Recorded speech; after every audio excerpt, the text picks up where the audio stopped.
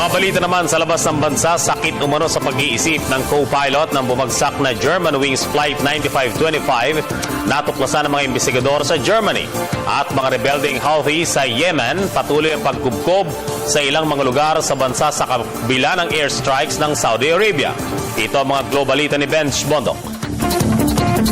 May sakit umano sa pag-iisip ang co-pilot ng bumagsak na Germanwings Flight 9525 na si Andreas Lubitz. Ito ang natuklasan ng mga taga-usig matapos pasukin ang tahanan ni Lubitz sa Germany.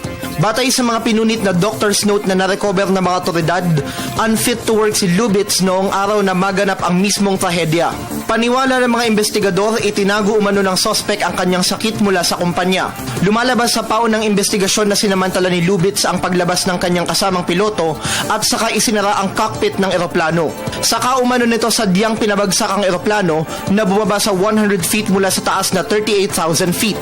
Nitong Biyernes, aabot sa 400 hanggang 600 parte ng mga nagkapira-pirasong katawan ang narecover ng mga otoridad ng France mula sa pinagbagsakan ng eroplano.